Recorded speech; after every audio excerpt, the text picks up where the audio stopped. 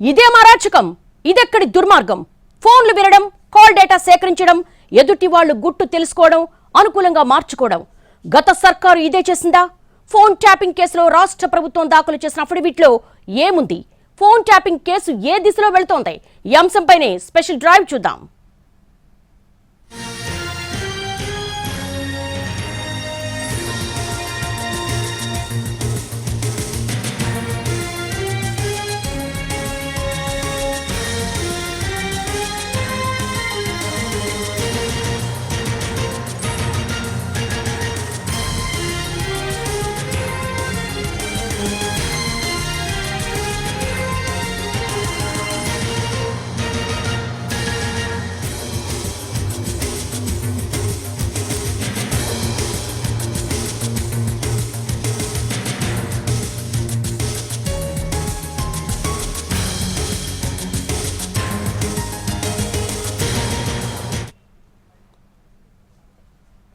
ఎంత అరాచకం, ఎంత దుర్మార్గం!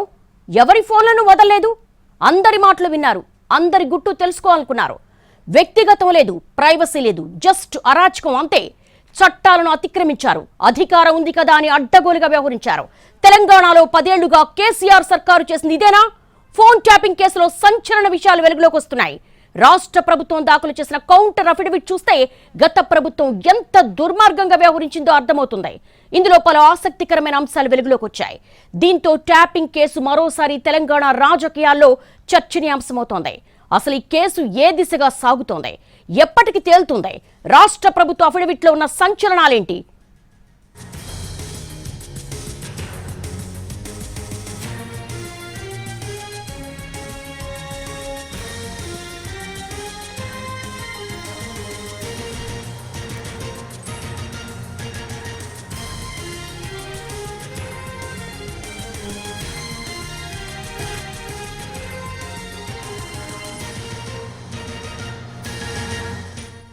దేశ భద్రత కోసం నిఘా సంస్థలు ఫోన్లు ట్యాప్ చేస్తాయి.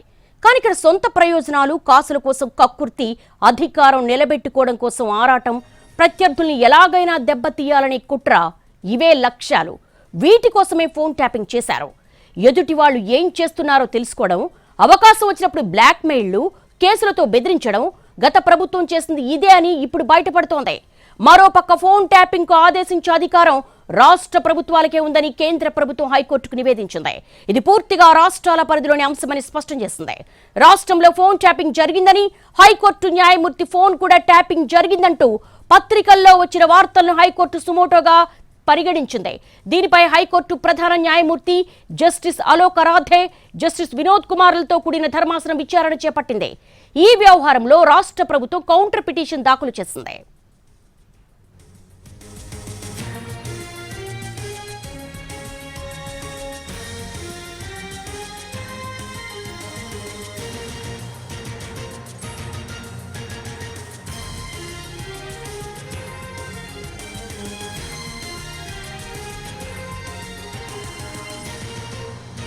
ప్రజాస్వామ్య వ్యవస్థ మూలాలు దెబ్బతీసేలా ఫోన్ ట్యాపింగ్ జరిగింది. దీని ప్రభావం సమాజంపై తీవ్రంగా ఉండే ప్రభావం ఉంది.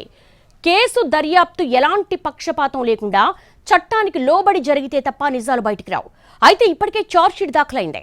దీంతో వెలుగులోకి వస్తున్న కొత్త అంశాలపై ఆధారాలు సేకరించేందుకు, తదుపరి దర్యాప్తు కొనసాగించేందుకు ట్రయల్ కోర్టు అనుమతి తీసుకున్నట్లుగా ప్రభుత్వం తెలిపింది. ట్యాపింగ్ కేసు తదుపరి విచారణ ఈ నెల 23న జరగనుంది.